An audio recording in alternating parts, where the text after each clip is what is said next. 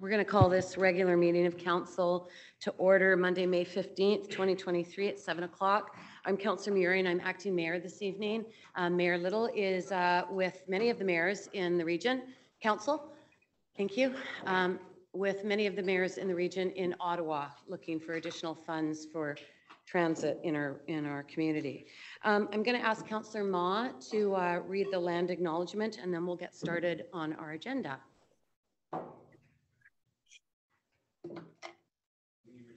Oh, your mic.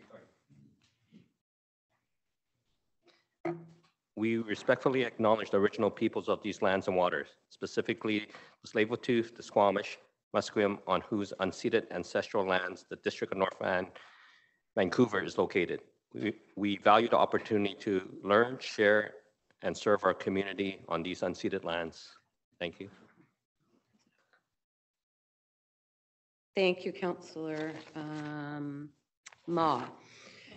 I got it. Okay, so I just I need a mover for adoption of the agenda. Councillor Back, seconded by Councillor Pope. All those in favor, opposed, motion carried. Thank you very much. And then adoption of the minutes. We have April 3rd, 2023, April 17th, April 24th. Both of those were regular council meetings, special council meeting on April 24th, and then the May 1st public meeting. Can I have a motion to adopt those? Councillor Back, seconded by Councillor Ma.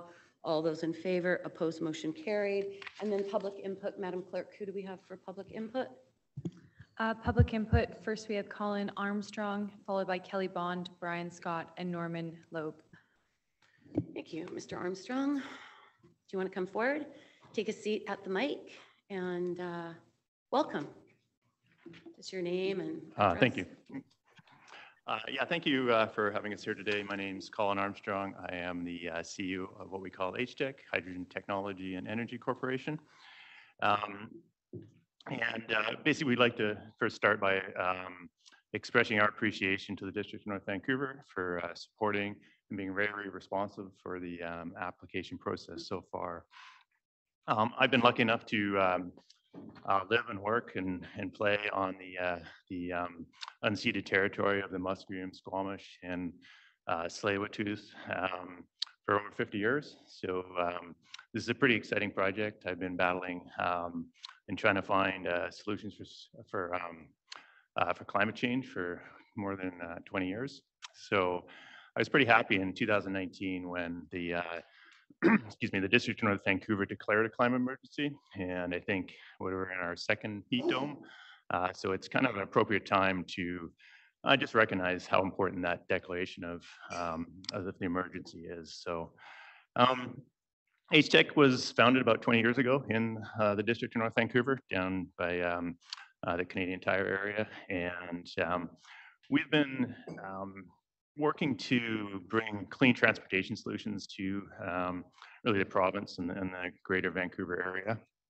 And one of the things that is available in the district is a vented byproduct of hydrogen. And it's a clean fuel, and that's what we've been promoting is hydrogen transportation solutions. Gives you zero emission and lets you manage your carbon emissions in a number of different ways as opposed from the tailpipe of the vehicle. We operate the hydrogen fueling station, a lot of people may not know about it, at Westview, just down the road from here. Sign on the highway there. So that's a pump that we've been operating safely for a number of years, and it's part of a network that we've been operating across the province from Victoria, and we just opened one up in Kelowna. We're expanding this network. There's a growing demand and growing recognition of the importance of decarbonization transportation and where hydrogen and what we call fuel cells plays a role in that. Tonight we are asking the council to consider rezoning an industrial property at 100 Forester Street to allow us to recycle hydrogen that's a co-product of a process that's been around for many years, servicing mainly the pulp and paper sector. So the bylaws are in place prohibit us from using that resource, and hydrogen again is a clean fuel. But it does need processing, so we need to take that fuel and clean it up for transportation. And we're here tonight to answer questions. We've done our safety audits and the risk analysis, and everything feels in line. So we're here to answer any questions the council may have. Thank you very much. Appreciate that. Next is Kelly Bond. Welcome. Thank you. Good evening, Mayor and Council. Canadian author Robin Sharma once said, "Good intentions mean zero without great execution." District of North Vancouver has shown the best of intentions to assist tenants facing displacement through the creation of and improvements to the residential tenant relocation assistance policy. Last August, planning staff, acting on recommendations of the Rental, Social and Affordable Housing Task Force, spent significant time updating documents for all stages of the application process to ensure that a tenant assistance plan was just as prominent as shadow studies and tree protection plans. As execution goes, cash compensation and moving provisions are always clearly noted in staff reports. Where things tend to fall apart, as is in the communication. A plan on how developer applicants plan to alert tenants to all public input opportunities is required as early as the preliminary application stage. It is subsequently meant to be shared with you in a staff report. The communication provision of tenant assistance policy aims to ensure the voices of at-risk renters are heard on par with the voices of local homeowners. Renters are, after all, at the heart of whom the rezoning affects the most from a housing as human rights perspective. Certainly, tenants may choose not to provide input for a myriad of reasons, including but not limited to indifference, fear, uncertainty, futility, but you must be assured they were made aware of input opportunities before you deliberate on such land use decisions.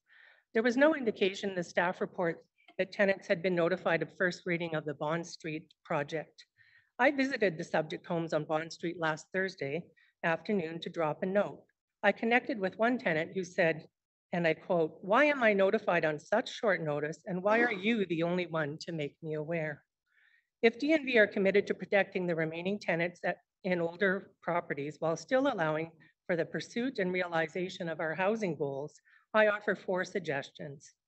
Request a simple audit of the residential tenant policy in the 3 most recent applications to see how the new requirements have been handled at each stage thus far. Our communication plans submitted at preliminary application have tenant inputs increased, decreased, or remained absent. Please ensure the tenant assistance policy remains prominent after the DAPR concludes and digitization of the process moves forward. Consider adding a specific clause for tenant notification in the not statutory public consultation policy for any council meeting where the homes of residential tenants are affected by rezoning or development permit at the expense of the applicants. Create a tenant support coordinator position to liaise between tenant, developer, staff, and council, and to ensure the I's are dotted and the T's are crossed. I have a list of things that a tenant location or support coordinator would help you with and help staff and take some of the pressure off development staff. I'll leave it at that, council. Safe to say, concluding with the words of the same author I began with. Mr. Sharma professed, "Leadership and greatness come to those who follow through, who stand for near flawless execution." Council, in terms of the R-trap, we're getting there. As servant leaders, the choice for managing implementation continues to be yours. Thank you. Thank you, Ms. Bond. We don't usually have questions, so we're just gonna, well, we don't during public input, no. So we're just gonna carry on with the representations, but you can ask later, okay? No, you can email them if you want. Thank you. Mr. Scott. Good evening. Brian Scott, plant manager, Urco Worldwide, North Vancouver. I'm here to support the report to council on the H-Tech Liquefaction project. Urco is a Canadian-owned business and has celebrated 125 years of operation as of last November. For over a century, Urco has stood as an industry leader in the manufacture of salt-based electrolysis products, primarily sodium chloride. The North Vancouver plant has been operating safely since 1957. 66 years. WorkSafe BC process safety audit in 2021 gave us a rating as best in class. ERCO generates 5.6 million kilograms of gaseous green hydrogen from water electrolysis as a byproduct of its existing sodium chloride manufacturing process. Most of the byproduct hydrogen gas is not captured and wasted. Importantly, this hydrogen is a byproduct of an existing manufacturing process, making it an efficient and faster path to market. The Vancouver plant has 40 full-time employees with established excellent safety, environmental, and community outreach programs, which includes the North Shore CAP, the Wild Bird Trust, and the Pacific Salmon Foundation support. It is a strategic objective for ERCO to capture the hydrogen value to improve its competitive profile. ERCO has worked closely with HTEC since at least 2009. Thank you. I'll give you back some time. Thank you. We have Mr. Norman Labe.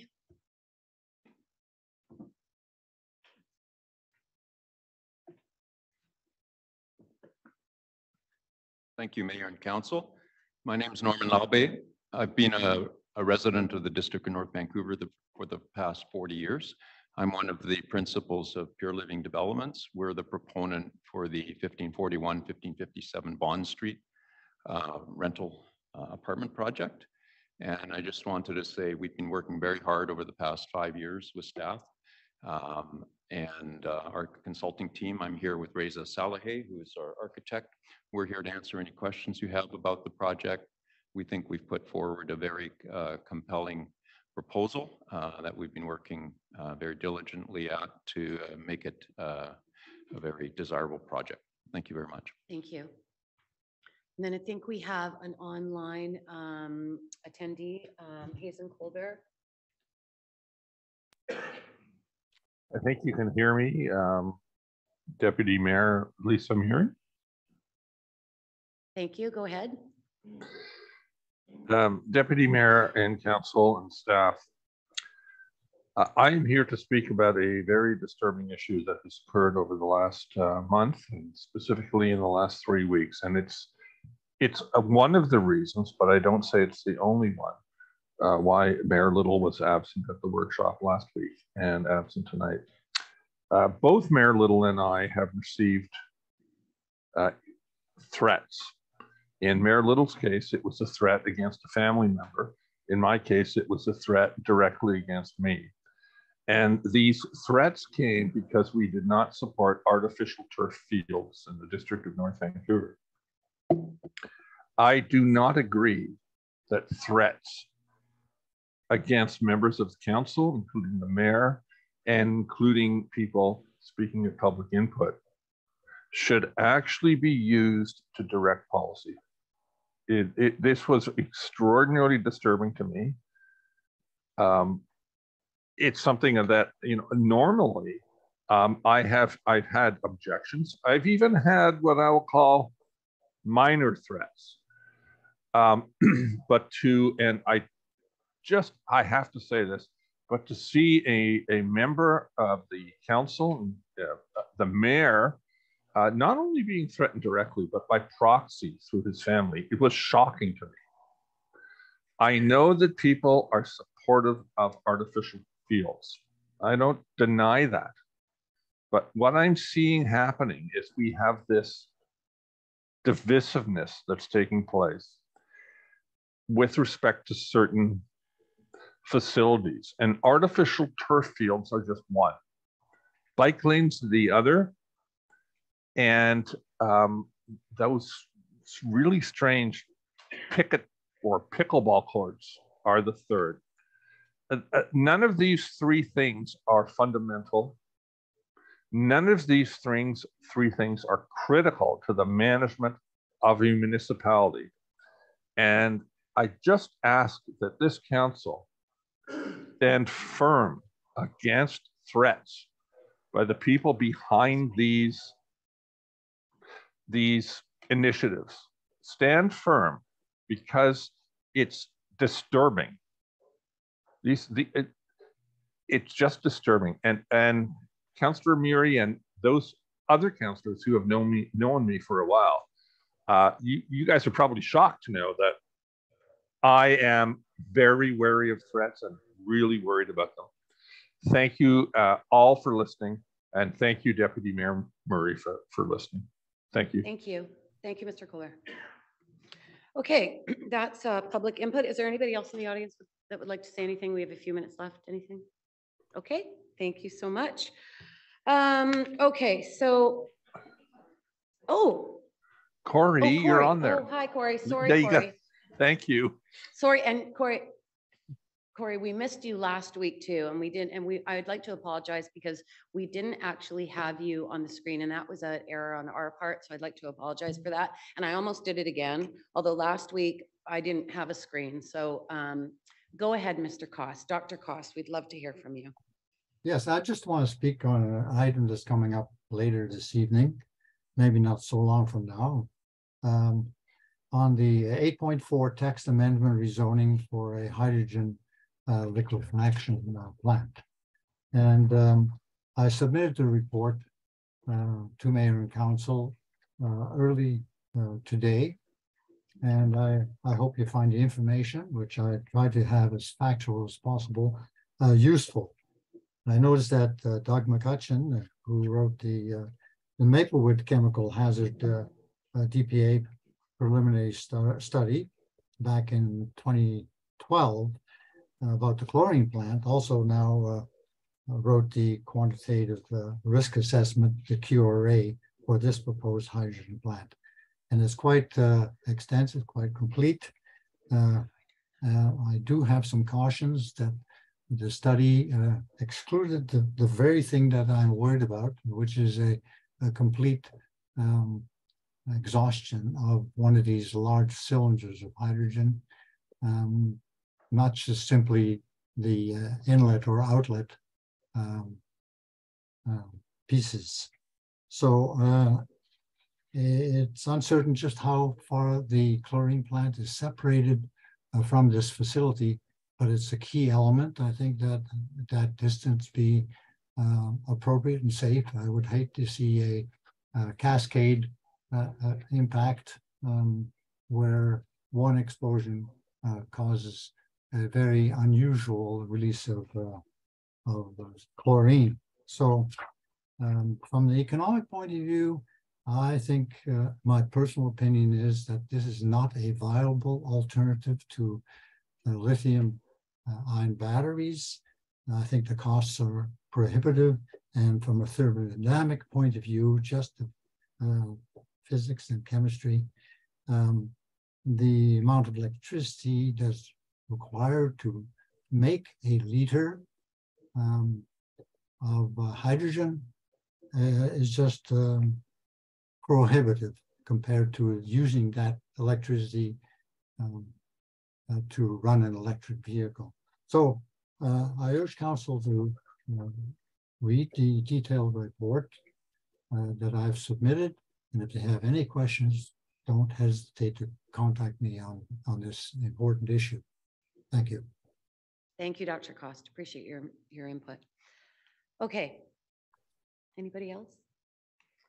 All right, so we have no recognitions tonight. We do have a delegation, 5.1, Charlotte Burns, Mark Vaughn, and George Hahn of the West Vancouver Field Hockey Club. Come on up. We have two chairs. Not sure if you're all speaking, you might have to rotate. Maybe one can just sit down in the gallery and then you can rotate as needed. Yeah, and you've got a PowerPoint. We did the math on that. We figured it would be rotating. And you've got your PowerPoint presentation. You're good? We do. I think Charlotte's getting it fired up.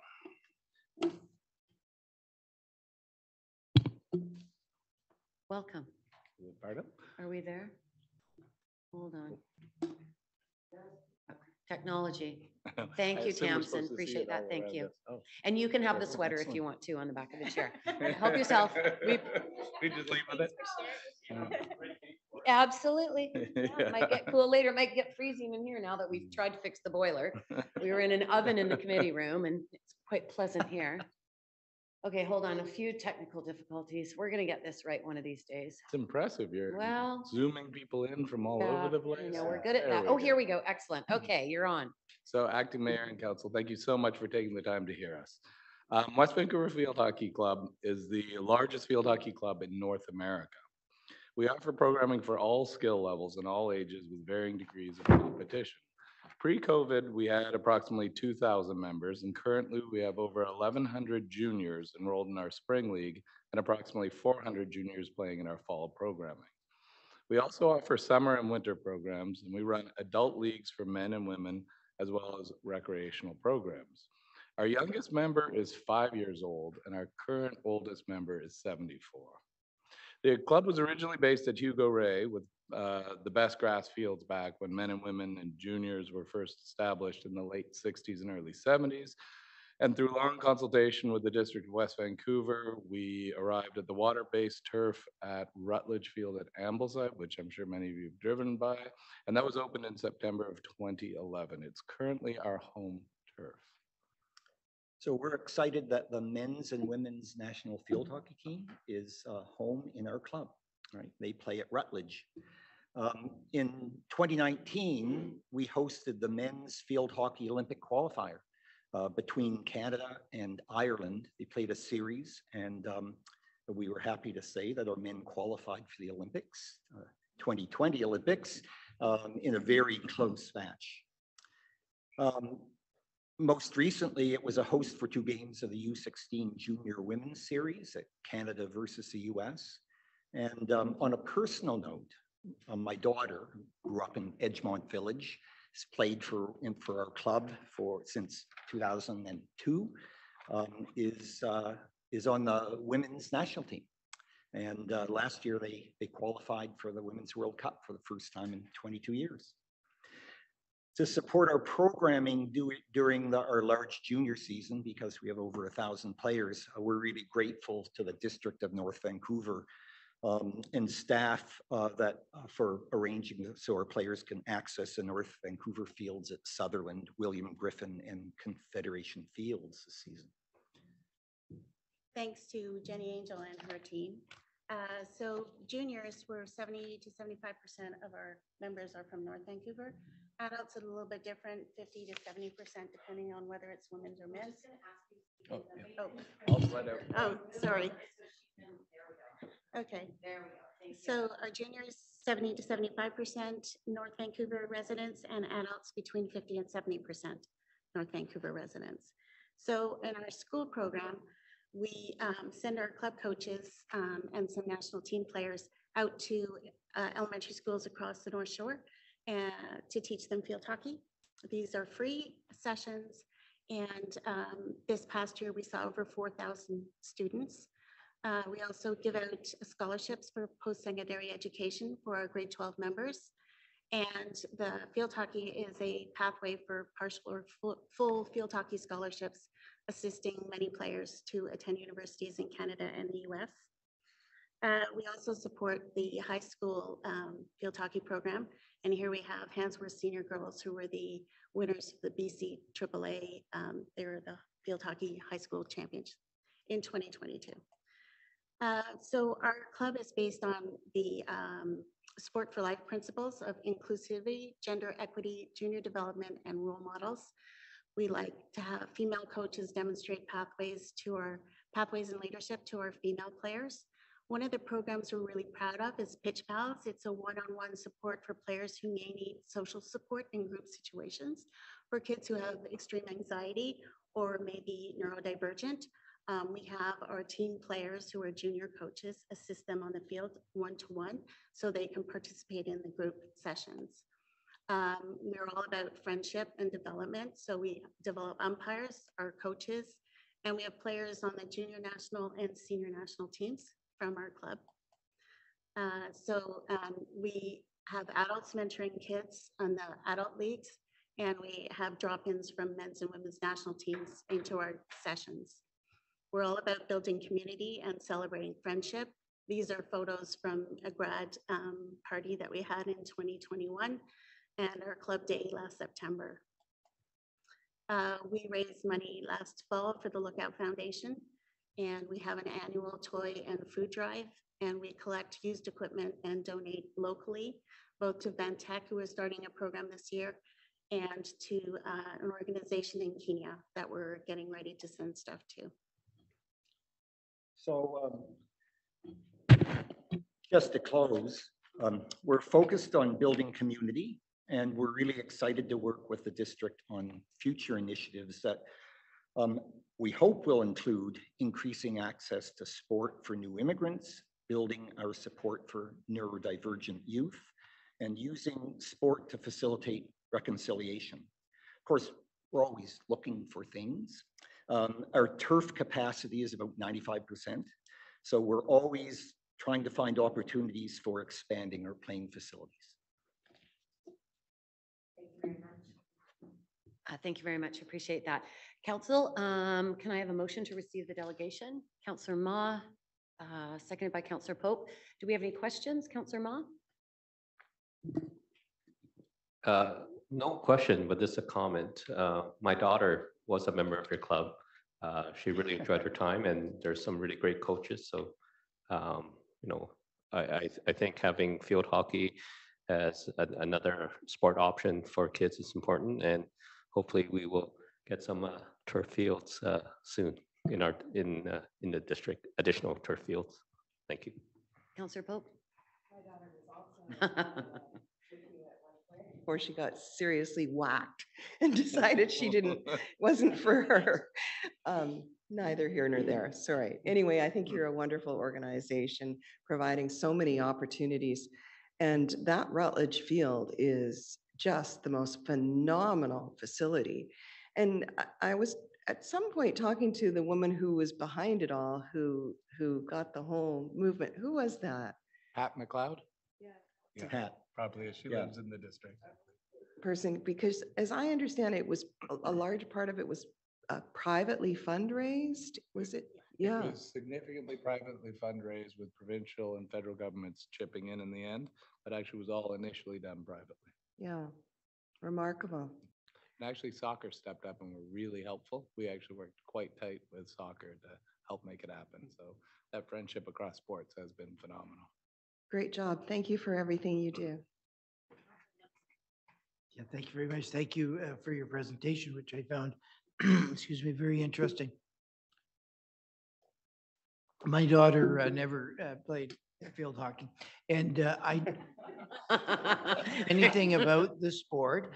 And I may be like others and not understand, or there may be others along with me who don't understand the nature of the fields that you require. So can you tell us a little bit about what constitutes a field hockey field, and whether the fields that we are creating and have created in the district serve that purpose, and what accommodations are required to make a field appropriate for a field hockey field? Field hockey field, it's water-based. Rutledge is a water-based field, but for younger kids, artificial turf fields. We play on Ambleside E, we played on Confederation, we play on Sutherland. Those are great to learn on. All we need is field hockey lines. And that's what we're asking for at Argyle, is field hockey lines on the turf. Yeah, one of the other helpful things that we do with the Parks and Rec is identifying turfs that are a little bit older and the grass is worn down a little, the turf's worn down a little. And if they can just keep it that way for another couple of years and put more of the field hockey on that and moving the soccer to the newer turfs, which they like, that gives us more facilities. As well, we can work with indoor facilities. So that's something moving forward, especially Field Hockey Canada wants to pursue, is more indoor field hockey. So we're very flexible in the types of facilities, and even a smaller facility for coaching, small kids to learn the sport. Some small training fields are fantastic. So we're remarkably flexible. Yep. There are many different types of turfs. Some are much better for field hockey than others because if you have very long fibers on these artificial turfs, the ball doesn't go very far. So when fields are made, we'd love to have some consultation on the best types of turf for ours. It usually does not conflict so much with other sports. Yeah. Learned a lot about field hockey grass when we were talking about the Argyle field. Yeah, so we learned a lot about that. Councillor Forbes. Thank you, Councillor Hanson. Thank you, Your Worship. Just two questions. Did I hear you correctly that your oldest participant is 74? Mm-hmm. Yes, it's dropped. We had Pat Brooks playing, well, a couple of years ago, and he was 80, but now Ian Baggett is our oldest. And You wouldn't guess. He said he had his best year this year, and he Wow. actually won an award for how well he played. Wow. So I'm guessing we'll be past 80 as our oldest player as Ian continues to play. Pass every on our year. congratulations to you. My goodness. And just along with that, I just have one quick question. Well, it's not really quick, but we'll have to make it quick. I've recently been talking to somebody that's in the mental health field, and you brought up the anxiety. Can you explain to me how that works if you have a child that really is suffering from severe anxiety but wants to participate?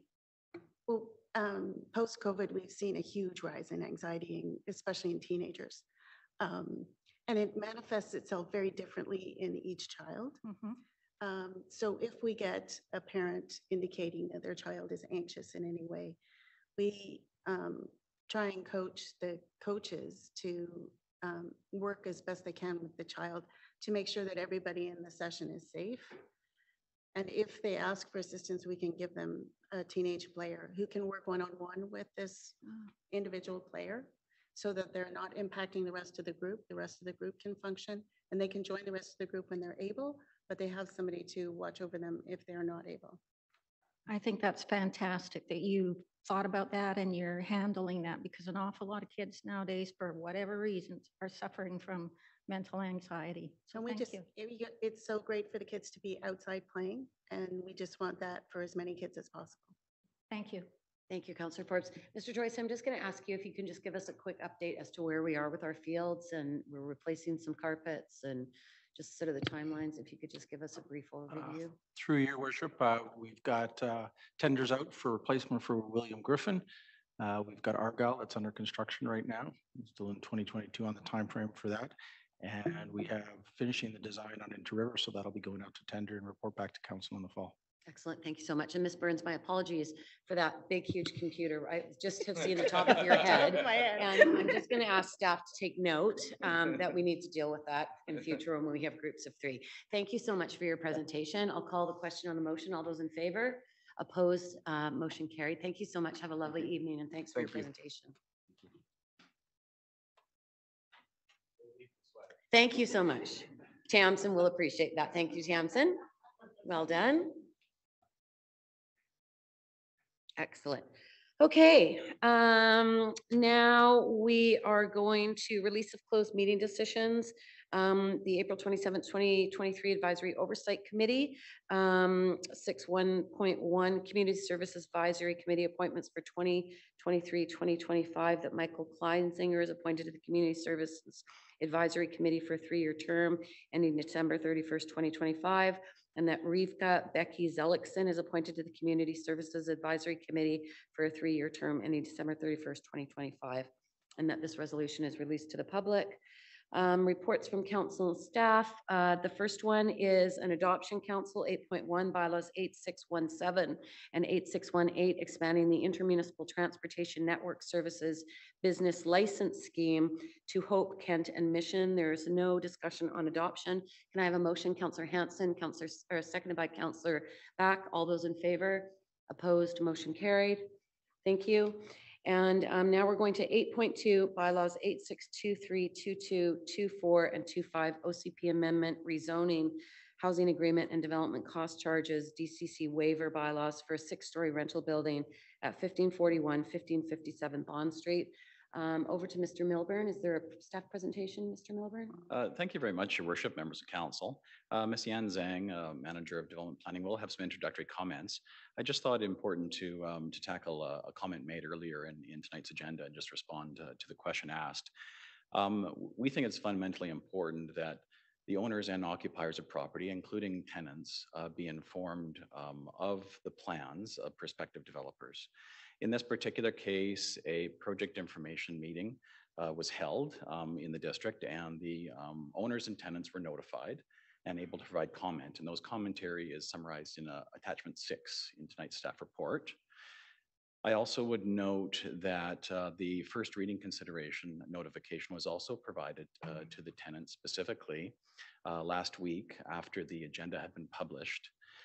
The reason why there isn't a typical 2-week notification period in advance of first reading consideration is because that's really just an introduction to council. There isn't a formal opportunity to allow a general public comment at first reading, as there was for the project information meeting, and as there would be if the matter is forwarded to a public hearing.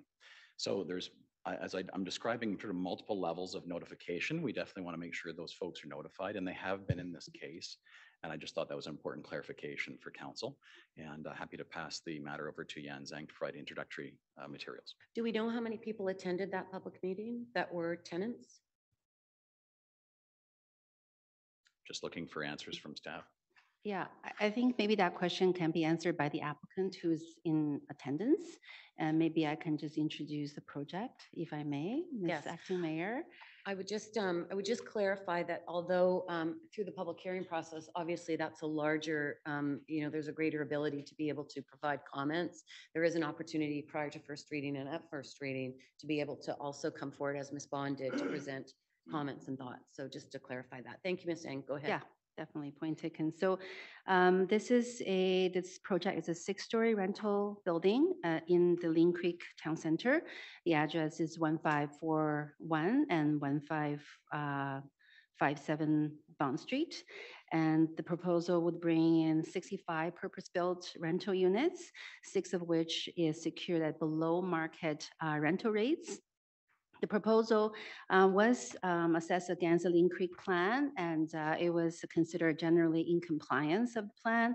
And particularly, the proposal will contribute to the Green Spine, which is a pedestrian and active transportation corridor that's envisioned by the plan. So in terms of process, as it was pointed out, this proposal requires OCP amendments and rezoning. And tonight, the occasion is the first reading of those bylaws. And staff do recommend the proposal be referred to a public hearing where Mayor and council can hear from member of public, and staff will be doing a full presentation and answer any questions you may have. And having said that, we're also here to answer questions and applicants here as well. Thank you very much. Is there a presentation from the applicant in any way, or is not? There's nothing. I don't think so. No No. preliminary. Okay, thank you very much. Is there a motion, council? Councillor Hanson. You move it, seconded by Councillor Back. Councillor Hanson. Is your microphone? Yeah, thank you. This involves rental, something which this council has expressed significant commitment for. It also involves some non-market component. I'm sure that all members of council have questions about individual aspects of the proposal, and will be letting their views be better known through the process. But at this stage, I'm happy to move it to first reading and look forward to a public hearing on the matter. Thank you, Councillor Hanson. Councillor Back. Thank you, Acting Mayor Murray. I'll be supporting this going to first reading as well. I think this will deliver some much needed market rental, as well as Councillor Hanson has mentioned, the non-market rental component of this. It is transit-oriented development as well. You're just very close to FIBS Exchange. I think the parking ratio makes sense as well, 0.43 spaces per unit when you are in this proximity to transit. So I think it fits well within the area and what we envision for the Lynn Creek Town Center. So for those reasons, I'll be supporting it going to public hearing. Thank you, Councillor Back. Councillor Forbes. Oh, was that from before? Okay, that was from before. I did send a question in. Sorry, Councillor Ma, did you put your hand up? No. Oh, you did. Go ahead. Thank you. I was just looking at the presentation in the report, and I did note that there's 6 non-market units. I mean, that's roughly 10%. Of course, it would be greater if that number was higher. But I did note that the rental rates is going to be 15% below the district medium rents, where in the industry is usually more like 10%. So that's encouraging. I do have some concerns about the parking ratio, notwithstanding that it is close proximity to the FIBS Exchange. Hopefully by the time this comes to public hearing, we'll have maybe a little more information or update on the car share situation. And I will support this report and it going to public input. Thank you. Thank you, Councillor Mah. Councillor Pope? Thank you. I have a lot of concerns about how few affordable housing units there are. In fact, like zero, none. There's 6 non-market units, and that is just not enough. I realize we're pretty far along in this process.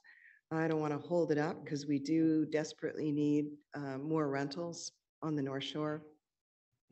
And in many ways, this fits with the OCP. But I just wanted to make the point once again that I think we have to, going forward, we can do better. We can insist on more affordable housing units in new developments. Those are my comments. Thank you. Thank you, Councillor Pope. I would just point out that we are at the beginning of the process for this application. First reading is the beginning, and it's an opportunity for council to bring up their concerns so that the applicant can try to address that during the public hearing. We'll indeed listen to the public during the public hearing, but it is truly the beginning. Rezonings are they're not an outright right of owners of to change land use. It is a privilege, and so you need to be able to address those issues within the community.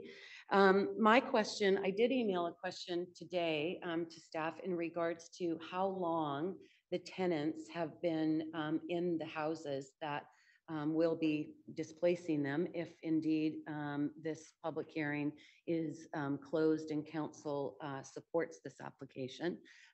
So that is not a guarantee, but it's certainly something that we're concerned about given our experience with the last redevelopment application and a tenant that was unable to be housed within the district and indeed moved into another facility that was going to be demolished. So just sort of moving the problem down the road. So did we get an answer from the owner in that regard for that question? Thank you, Worship. Yes, the question was asked earlier. Can we make sure the applicant's prepared to respond to how long each tenant has been on the property and paid rent on the property? And so that question was conveyed to the applicant, who is represented here tonight and able to answer that question either tonight or the public hearing, whichever you I think it would be great if you could answer it tonight. So could you come up to the mic, and we just need that to be read into the record? Thank you so much. Thank you for the question. We acquired the properties 5 years ago, and we have 7 tenants living there now. When we purchased the properties, several of the homes the owners were living in them, and they moved out and we put new tenants in. We've had several turnovers over that time.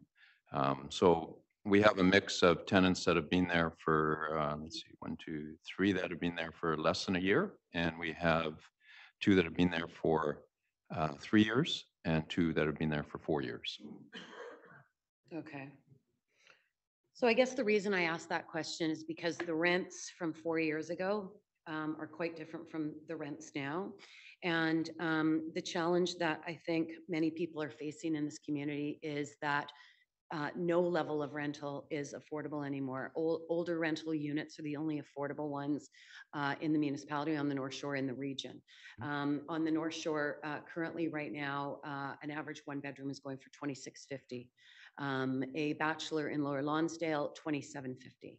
And the gap between what they were paying rent for, and was it a discounted rent? I'm sorry? Was it a discounted rent that they were given 4 years ago in your properties? Well, we inherited some of the tenants that were there, and we've carried on with those rents. And in some cases, I mean, we're charging what we feel we can charge for the condition the homes are in. Right. Yeah. Okay. Thank you very much. I appreciate that. Thank you very much. You can take a seat. So I asked that question because I think that this challenge of affordability in this community is growing. It is not decreasing because we are building more units. And that is some of the concern that I have. 10, 15% below market, when you're looking at markets of $26.50 for one bedroom, is not affordable for anybody. And I think the challenge of municipalities in the region is making sure that we create more supply, but we also make sure that we are protecting those people that are the thread in our community, holding it together, as Ms. Baum pointed out. And we're losing a lot of those people because we cannot create affordable housing at 10% below market when market continues to rise. The land value and the assessment on these properties, as we change these areas, the assessment values go up, and so does everything else. And this is the challenge that we have in creating and protecting a sustainable community. There is a lot of discussion, I will tell you, council, in the region about what is going on. I quote Mayor Mike Hurley on a regular basis, the mayor of Burnaby, who was quoted as saying, if supply and demand was working, the city of Burnaby would be one of the most affordable communities to live in.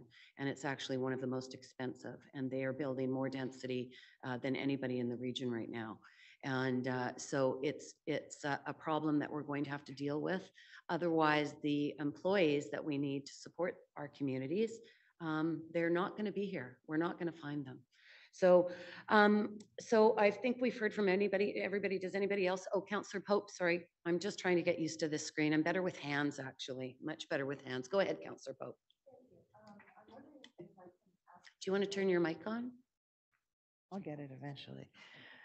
I'm wondering, I did talk to Mr. Milburn about this before tonight, and it just wasn't clear to me like what process would have to take place, because I'm new and I don't always understand the intricacies of the way these things go. What would it take to, if we wanted to reject this tonight and ask for the applicant to come back with affordable housing? How complex would that be? How long would it take? Thank you, Worship. In response to the question, Council always has the choice to either accept and move along the proposal or simply reject it outright. And the third alternative, which I think is being suggested, is to essentially refer it back to staff for further consideration because of a specific concern that Council is raising. So if Council were to pass a resolution saying referring it back to staff for consideration with respect to X, exactly what that X would need to be defined by Council so that staff could have a clear understanding of what to bring back with the applicant in terms of an alternative. Of course, at that point, the applicant can choose to withdraw their application if they can't achieve that potential condition, or try to advance it and respond to that concern. I think there's an important definitional discussion around what is affordable housing, what is non-market housing. There's a proposal in this particular case about the rent levels that specifically align with certain affordability levels. So, which is typically based on 30% of a person's total income being contributed towards housing costs. And so the rents are essentially, you can describe the types of tenants that could afford those rents based on 30% of their total income before taxes. And so that's an important conversation, and we're happy to provide more information to Council if this application proceeds about what that looks like. But the rent levels are described in the report. If Council wishes to have a deeper level of subsidy, so less expensive rents, if these rents don't reflect Council's expectations, then that could be the direction back to staff, a desire to have rents at levels less than what is shown in the report. And that would make it more affordable or affordable to more people at lower income ranges. Does that help? Yeah, it helps. Thank you very much. The one thing that's left out there is what if if we asked for more of them, more than 6? Yep, the exact same issue, really. Essentially, it's more of either the same or more of with cheaper rents. And how long would that potentially take? Or what kind of a delay would we? Would depend entirely on the particulars of the resolution provided. And then we'd have a conversation with the applicant and how they responded to that particular request would depend on the timeline.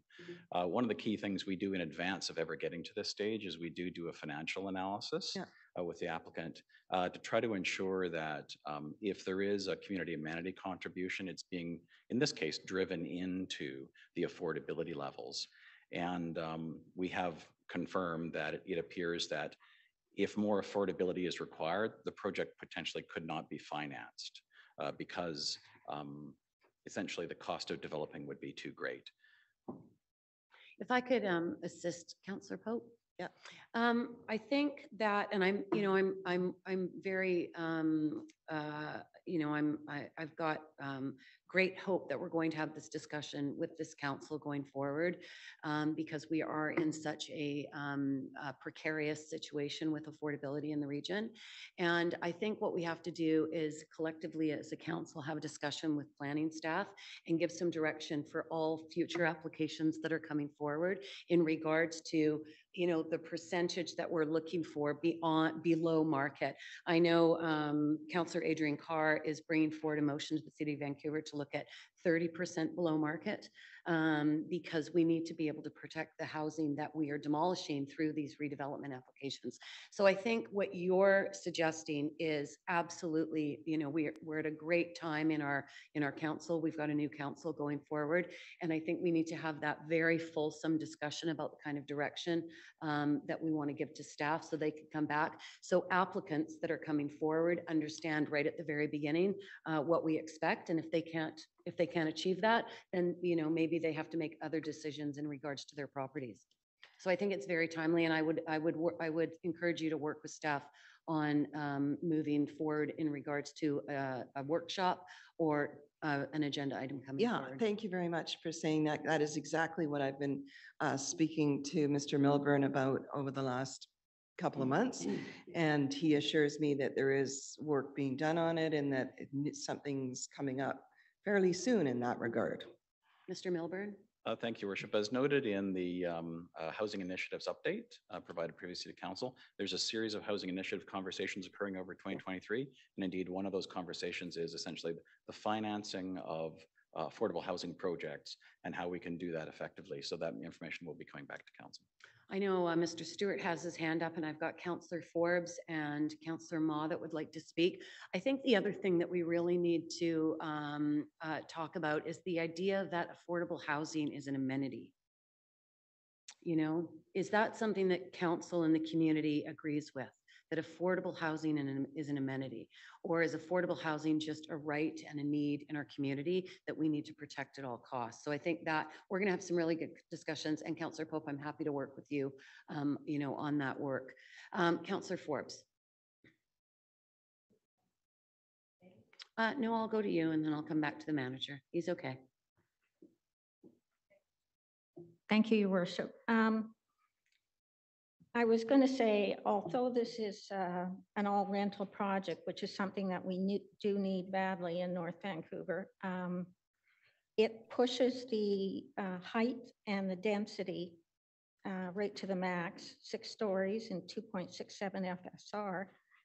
And I also feel like Councillor Maud stated that even though it's close to a transportation hub, or it will be, 0.43 is not realistic. It's just not. So I think there needs to be more parking in there. And I also, when we talk about affordable housing, my definition has always been attainable housing. And it's not attainable at market. And that's why we're always looking for non-market. But I don't consider 15% in the current market to really be attainable for the middle income people that they're referring to here. So, and we have to stop and think. I was going to say what you just said, Mayor, part-time mayor, acting mayor, that we are actually giving up things. The CAC, the DCC, we're waiving things in order to get those 6 units. So we're not really getting something. We're actually giving in order to get. And just like you just spoke, I think it's not an amenity, it's a necessity. you have to have a roof over your head, and we're the ones that have the voices in the decision table for people in our municipality. So I just think that 10%, 6 units, and what we're giving up to get those 6 units isn't enough for me. So those are my comments, but I'm willing to let it, I don't want to stand in the way. I'm willing to let it go to first hearing if that's what the rest of council decides. Okay. I am concerned about the parking, and I would say to Mr. Joyce that we have been reducing the parking requirements in this area because of the concept of the town center, that it is supposed to be an area where you can walk. Mr. White in the audience is reminding me that when the Lower Lonsdale, he was the director of planning for the city of North Vancouver, and when Lower Lonsdale was first created, one of the first things the city of North Vancouver did was put in a grocery store on Esplanade. They put in the IGA, and we recently spent some time in Chilliwack at the LMLGA, and they've redone their town center, and they've put all the services in first and then the housing later, because they wanted to be able to support the people that were living in the community. And that has not happened in the district of North Vancouver, in the town center of Lower Lynn or in Lower Capilano. The services have not gone in first. It's been the developments that have gone in first, and then the services have come out of the developments. You know, and we're not really sure what kind of services are going in there, because we offer sort of a wide variety of uses within our zoning bylaw. But Mr. Joyce, the question to you would be, as we move forward with this reduction in parking in the Lower Lynn Town Center, and people still bring cars and still park on the street, and we know that happens in Maplewood, there are cars everywhere. You know, how are we going to be, we seem to react instead of be proactive and look at solutions in an area that is landlocked and bordered by industrial and commercial businesses that need parking. And how are we going to be managing these reductions if people do indeed bring cars? Through your worship, well, that's part of our transportation plan for the town centers. FIBS Exchange is currently being redone this month. Enhanced transit system, you spoke about the services. I would say they are slow, but the fit out for the rec center has been awarded, and that's progressing this week. So overall, council has the transportation plans for the town centers, which really focuses on completing the active transportation and moving the modal split to more transit-oriented services. And this is a key location for that, one of the town centers. Mr. Milburn may want to add additional points.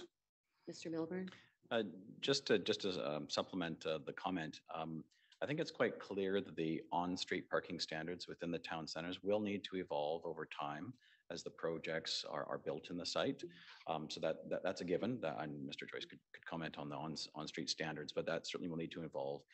And certainly we have had applications most recently north of this property, which does include a significant commercial space, about close to 25,000 square feet of commercial space, including childcare and grocery services. So staff definitely have keyed on that key important aspect, to have complete communities with services provided within those centers. So that is part of the conversation for sure.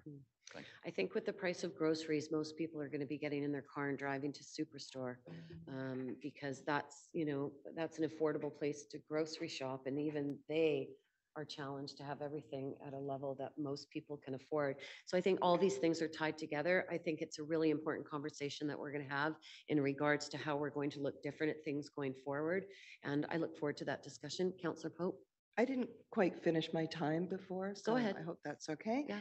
Thank you very much. Thank you, Councillor Forbes, for pointing out that we're actually taking a loss on this, because we are. And I appreciate that planning is saying that the pro forma or the financial analysis is would not make more affordable housing doable. I have serious doubts that that's true. I think we could find money in other areas, such as the over $1 million for the green spine section that is going into community amenities. Perhaps we could take some money out of putting some grass down and do what needs to be done, which is address this community's urgent need for affordable housing in everything we do. And, I keep repeating myself, but it was in the OCP and the OCP action plan. We desperately need this, and it needs to have been done yesterday. So with that in mind, I'm wondering if I can propose a motion to pick up on what Mr. Milburn had suggested, that we send it back to staff to try and find a way to work with the developer to get more affordable housing units into this plan. We have a motion on the floor right now. I'm going to go to the clerk. Thank you, through your worship. With the grace of council, I would ask probably the easiest route would be that the mover and seconder withdraw their move and second, and then a motion be on the floor to refer the matter back to staff would be appropriate, or if the majority of council would like to take a vote on the matter as the motion is presented on the floor. So the motion is on the floor. It's been moved by Councillor Hanson, seconded by Councillor Back. Would either of you gentlemen like to chime in on this issue? Yeah, thank you. I am going to support the matter going to first reading because I believe, based on my experience in council and all of the proposals that have come forward, that the housing needs of our community will be best addressed by moving forward with this proposal. Perhaps we'll have an opportunity for some input. Perhaps we'll have an opportunity for some tweaking. But based on my experience over the last 9 years, to defeat this matter at this stage is not in the best interest, the best housing interest of the district. So I'm moving ahead with my motion. Thank you. Councillor Back, anything further? Thank you. I tend to agree with Councillor Hanson. I think 65 new rental homes is better than no new rental homes. And I think sending this back to staff at this stage is not going to result in any more affordability. I think we have to continue to have the discussions, and we know the tools that are available to create more non-market and affordable housing. But I think this particular proposal does address a need in our community, purpose-built rental that's transit-oriented. And I think if we wanted to start looking at the bigger issue and the tools that we have available, I'm all for that and how we can create more affordable. But I think in this instance, this applicant has been working on this for 5 years, and they've gotten this to this point, which I think it does deserve to go to first reading. Councillor Forbes, just before I go to you, I'm going to go to Mr. Stewart. If he can add anything, Mr. Stewart. Your worship, I just wanted to mention that in fact, we have a workshop upcoming on, I think it's CACs, and maybe perhaps, Dan, we can include some kind of, economics 101 on what we have to do to create affordable housing in partnership with the private sector. So I really do think we need to know the money and how it works or doesn't work. And so I would welcome the opportunity to have that discussion with council in terms of what we can achieve or not achieve, given very changing circumstances in the market. Thank you, Mr. Stewart. Mr. Milburn, do we have a date for that CAC meeting? We don't, but as we do with all council meetings the next day, we'll be reviewing council's agenda and priorities, and we'll be slotting that in for council's consideration. Okay, so let's make that a priority to talk about the CACs. And then maybe what we can do is expand that discussion. Mr. Stewart, I'm sure you're listening, to expand that discussion into regards to, the concept that affordable housing is an amenity, and how we want to look at an increase in affordability to these projects. So maybe we can have a full workshop to begin that discussion and start giving some direction to staff as far as amendments to our policies. Councillor Pope, will that address your issues? I think that is the best way to proceed. Thank you for asking me. I welcome that. I think the sooner the better. That would be awesome. It's so urgent. And I'm disappointed that my colleagues on council don't feel the way I do about this. This particular project, I think the problem was that the previous council did not make affordable housing a priority. And that's what I'm trying to do here. And so, you gotta stand up and count for something at some point. If you're going to talk about how important affordable housing is to you, and that it is a priority, then you have to put your hand up and vote no against a project that doesn't provide any. It's pretty clear to me. And I think that, yes, it's unfortunate that the developer has been apparently working on this for a number of years, but council has shifted its position on this. And we have a community that's hurting and it needs to be done. And at what point are we going to stop talking about it and just actually do something about it? Thank you, Councillor Poe. Yeah, so we're just gonna, if we're going to move forward to public hearing, we have to make sure that we go in with open mind. Yeah, we're gonna do that. And I would just say, and I'm gonna go to Councillor Forbes, and Councillor Ma. I would just say that the best way to deal with your concerns, Councillor Pope, is through policy direction through staff. And that conversation is gonna begin that discussion. So I'll go to Councillor Forbes and then Councillor Ma, and then we'll call the question on this motion. Councillor Forbes. Thank you, Your Worship. I'd just like to say I have the same stance as you, Councillor Pope. I've always been for affordable housing, but sometimes I do let something go to public hearing because then I hear from the community as well. So that's why I'm prepared to let it go to a public hearing and hear what the community says, but I have the same stance as you. My question now, though, is I'm looking at the 5th paragraph down. On page? First page, or 77 in the reports. The first page of this report. And it says, and that pursuant to section 475 and section 476 of the Local Government Act, additional consultation is not required beyond that already undertaken with respect to bylaw 8623. So can you tell me what that means, Mr. Milburn? Because it sounds like it means we don't really have to consult anymore.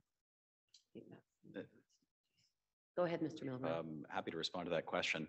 With every official community plan amendment, there is a necessary consideration by council as to the amount of consultation needed above and beyond a public hearing.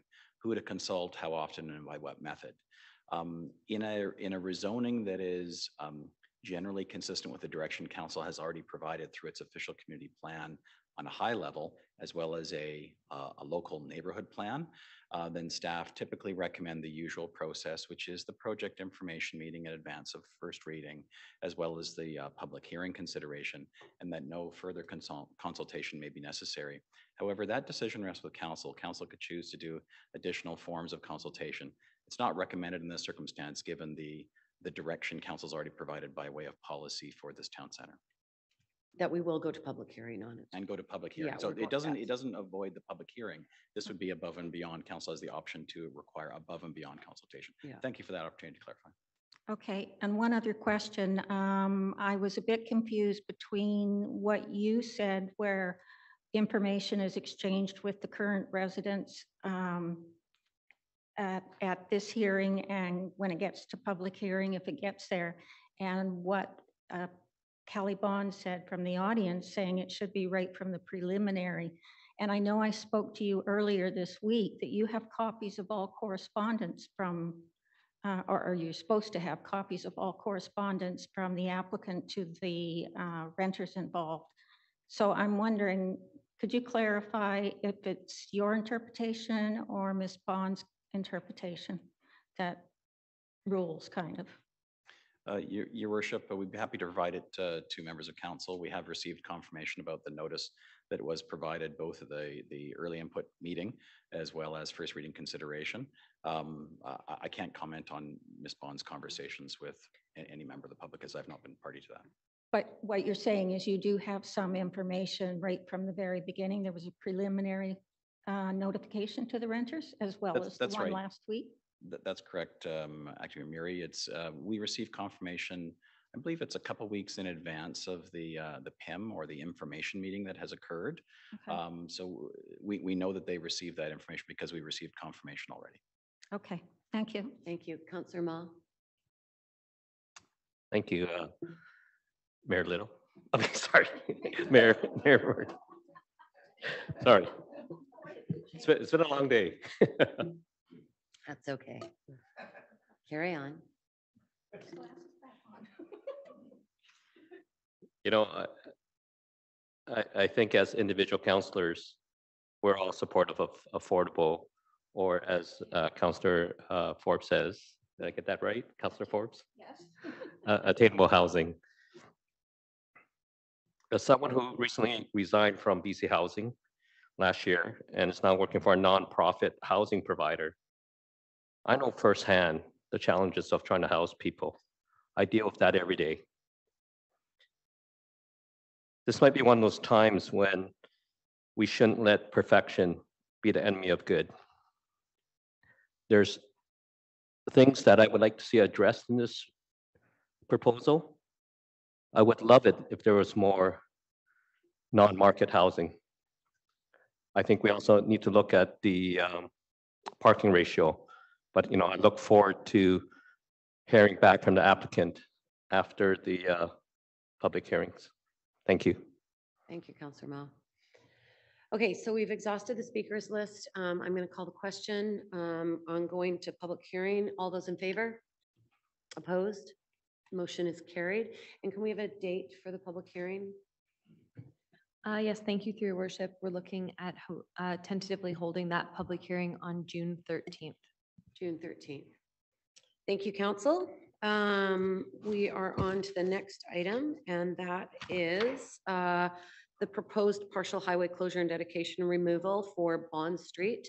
That is 8.3. And again, that is only going to be successful if the public hearing is successful. So can I have a motion, Councillor Back? A seconder, Councillor Hanson. Any discussion? All those in favor? Opposed? Motion is carried.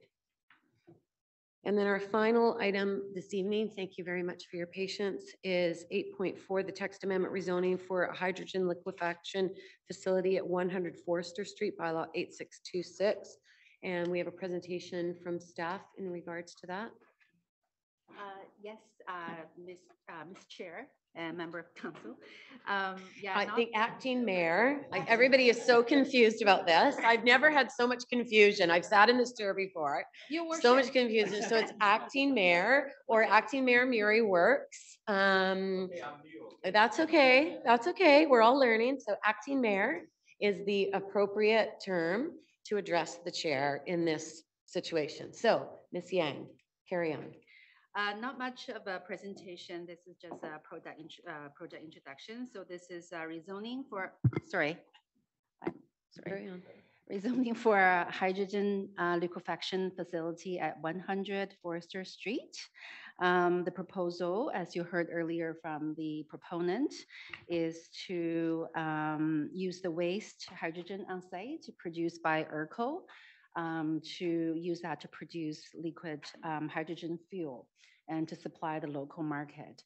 The local market being Metro Vancouver, and as an alternative, more sustainable fuel for transportation purposes. And just in terms of process, this is a text amendment, basically amendment of a general prohibition within the zoning bylaw to allow the facility to proceed. And so as part of staff assessment, we did look at the OCP compliance, we look at the industrial land intensification, we look at economic development, we look at climate action, we also look at the risk assessment, which is produced by qualified professional and also reviewed by a third party as well. And so based on that, we're recommending tonight that this project to proceed to public hearing, again, to hear from the public, and the staff will be ready at that time to make a presentation and really delve into a lot of the details and the specific of the proposal, as I know that the risk assessment is of particular interest to the public. Thank you, Ms. Sang. So I'll be moving this. Do I have a seconder?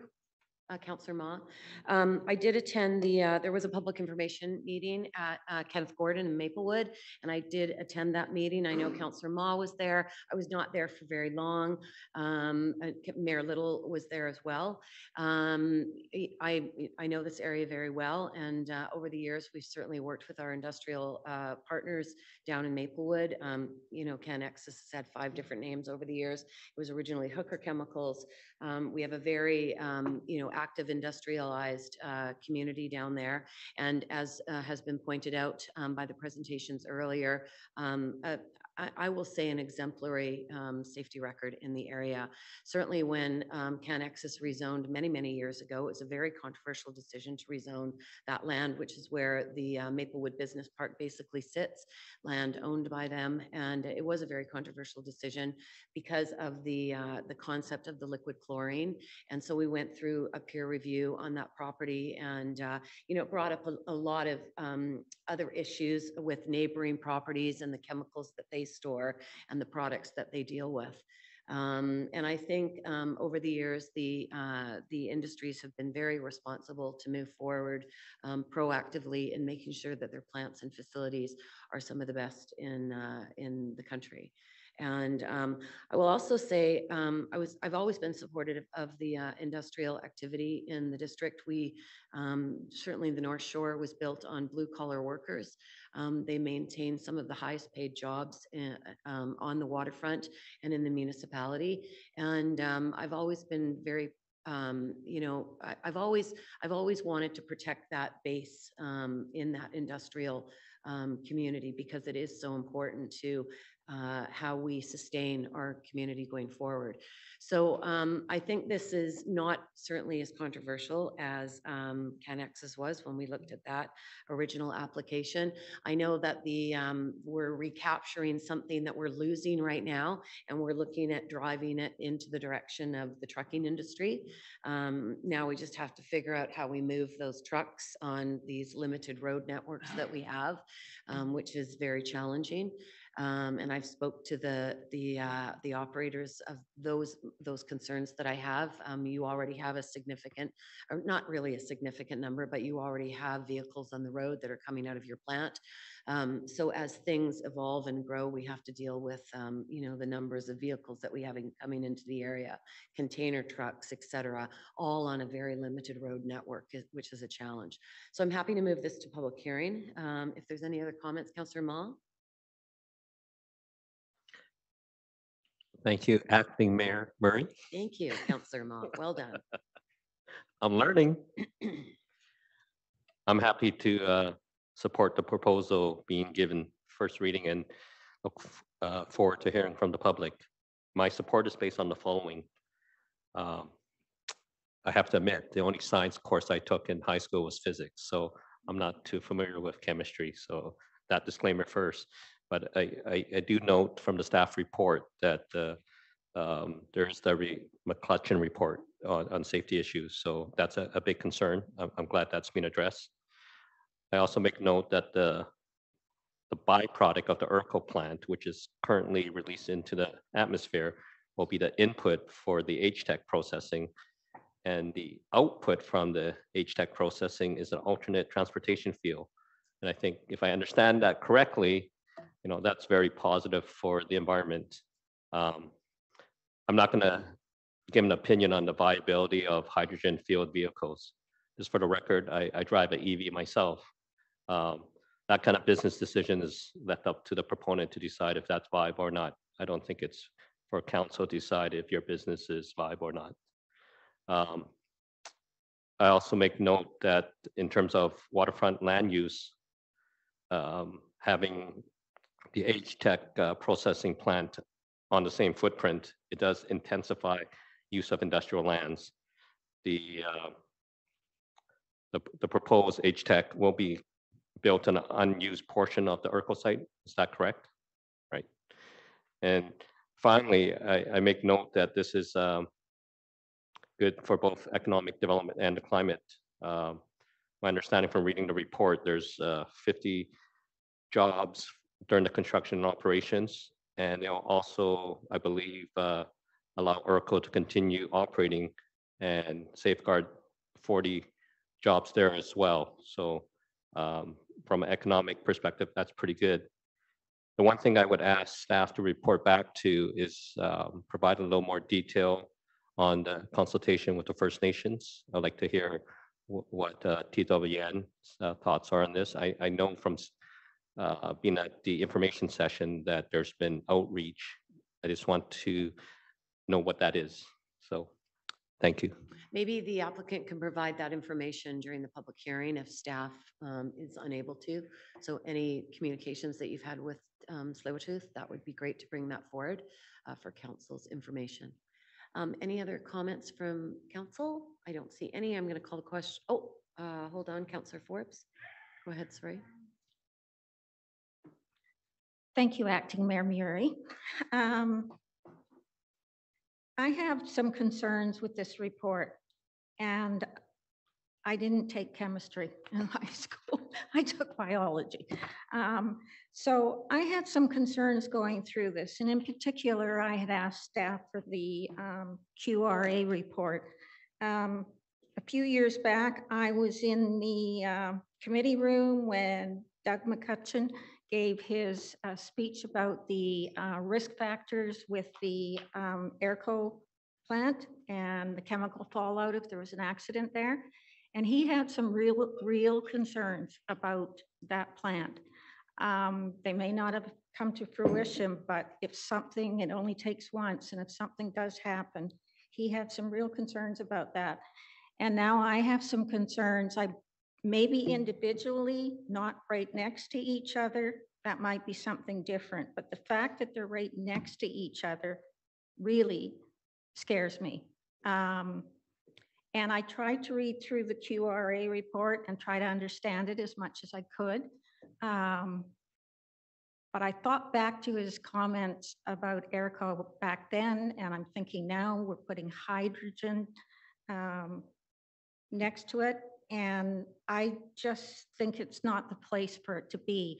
I do want industry. I do want to protect our industrial lands, but if you were a block away, maybe that would be different. But being right next to each other, I just find the risk that's probably too great. And the other thing is I'm thinking going to public hearing, not that I'm anywhere close to being a scientist, but I did speak to someone who is, and had a long conversation with them about it. And I came away from that conversation still thinking there's risk there. So I'm thinking the general public isn't even getting the benefit maybe of the kind of consultation that I got on the side.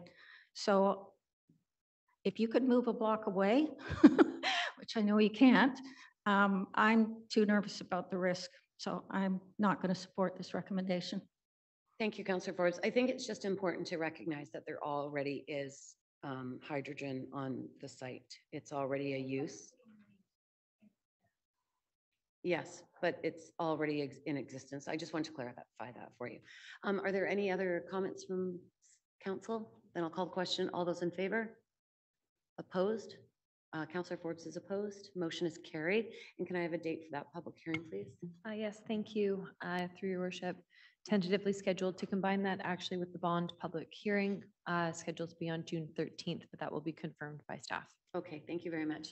All right, so that is the business of council for this evening. We've got quite a bit of time left. So if there's any reports from council, Councillor Hanson, there you go.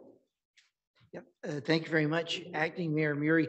I just wanted to report that as a member of the North Vancouver Policing Committee, and on behalf of the district, I attended an event on May the 4th, which was put on by the North Vancouver RCMP, which was recognizing both RCMP members and North Vancouver residents who went above and beyond in the act of law enforcement over the last number of years. This event had not been held during COVID, so there was quite a bit of time frame involved. Anyway, I did want to pass on to this council and to the community at large. There were several significant examples of courage demonstrated by RCMP members and also members of the community in the performance of their duties and the apprehension of those engaged in criminal activities. It was an inspiring event to witness, and I think everyone in the district would feel a sense of pride in recognizing some of these heroic acts that have occurred over the last 3 years. So I wanted to pass that on. Thank you so much. Councillor Back. Thank you, Acting Mayor Murray. Just wanted to comment on my attendance at the second Outdoor Safety and Emergency Preparedness Open House, which took place on Saturday at Argyle Secondary as well as Lynn Valley Park. Mayor Little was there as well, and maybe perhaps some of you. It was a very well organized event by the North Vancouver School District that had 20 participating organizations, including North Shore Rescue. Talon Helicopters was there, and my almost 3-year-old son got to sit in it, and he's still So fun. beaming about it. And so lots of various agencies participated. It was very well attended, great event. So again, thank you very much to the North Van School District for putting that event on. Excellent. Councillor Ma. I'm wondering if I can call my council colleague, Jordan, back to talk about the DMV Youth Awards that we were at, or can we Right. not talk about that because it was held? No, yeah, absolutely. Yep. He was a great MC. That's why I'm putting him on the spot again. Thank you. I was asked to MC it last year when I was a young person. Now Now more you're gray old. hairs, but yeah, it was a great event. We had the Youth Awards here. We had a full council chamber. We honored about 30 youth aged 10 to 24 for various ways that they are contributing to their community. We had one group of grade 5 students, 20 grade 5 students who all showed up, and they've all been participating. I think it's 20 volunteer hours a week helping out with their school community. So it was a great event. I understand that we were pretty well at capacity, so I'm hoping that we can maybe even look at moving it to a bigger venue next year because we wouldn't want to ever turn anyone away from the Youth Awards. And a big thank you to staff who put a lot of work into putting that event on. We had some great activities taking place outside after the awards as well. So it was a great evening. Thank you, Councillor Beck. Councillor Mall. The only thing I would add to that is there were a lot of great young people, and the future of the district bodes well if these young people stay engaged and get involved. So Excellent. Thank you, Councillor Mall. Councillor Pope. Mike. If I should give my report next time, because at the risk of being a downer on the last report. No, give your report. Oh, all right. So this week I met with the Vancouver Coastal Health North Shore Local Governments Liaison Meeting, which is a gathering of all the municipal leaders and the and health officials and emergency responders. Fascinating and very interesting to hear some of the information about the toxic drug deaths on the North Shore, the amount that we have here, which by the way, in 2022 was 23 deaths from toxic drugs like fentanyl. And that certain parts of the North Shore actually have significantly increased alcohol consumption, higher than the rest of Canada even. But don't worry, it's not us, it's West Van and Bowen Island. And I had some concerns about the heat dome, the heat wave that we had last weekend, and going into a year that may see another heat dome, especially as we just are experiencing unusually warm May weather right now. And one of the things that I found out is that they have a map, an interactive map, and maybe it's buried in our website somewhere, but it actually shows specific locations where certain sectors are especially vulnerable. And many of them are in our district, actually. And so one of the things I think we could potentially wrap our heads around is doing some direct communications and or engagement with the communities in those targeted zones, just to make sure that they know where the cooling areas are, you know, how they can you know, prevent and be aware, and whatever else we need to do to ensure that we don't see what we saw with the heat dome and 600 deaths a couple of years ago.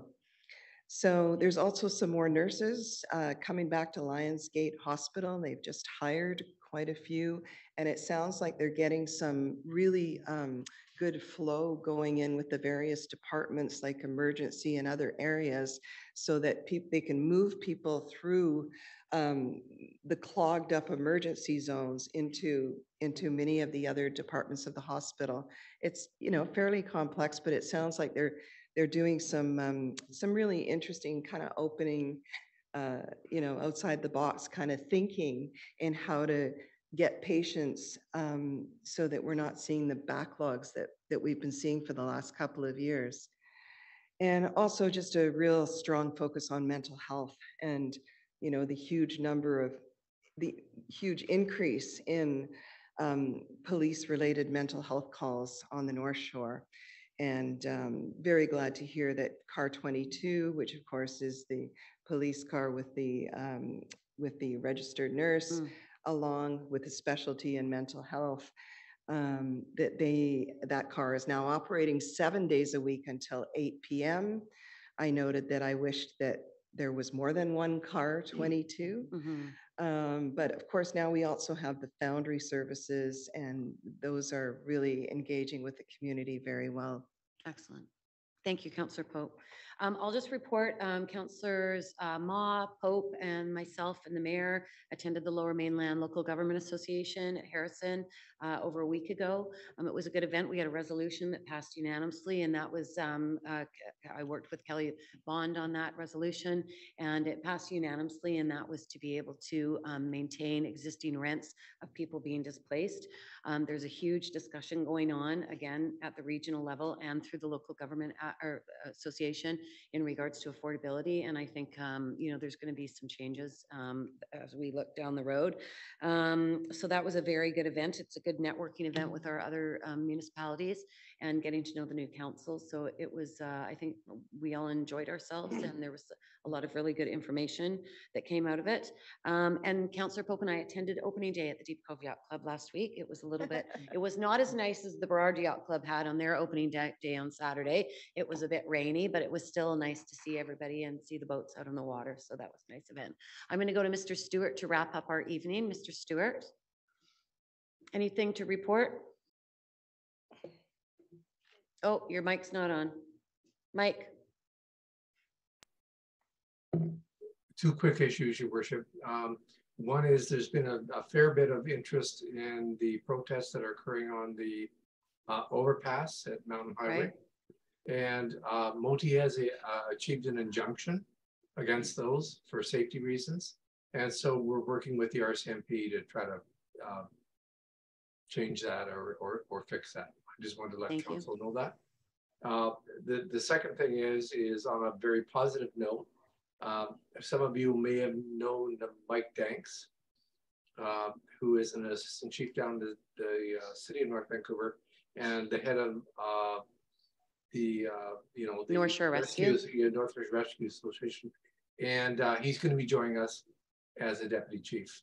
So that's a really positive note for us. So thank you, Mr. Stewart. That's a great way to end our meeting, and we want to congratulate Fire Chief Danks coming over to the district. We're pretty excited about that, and so I will ask for adjournment. Councillor Moss, seconded by Councillor Forbes.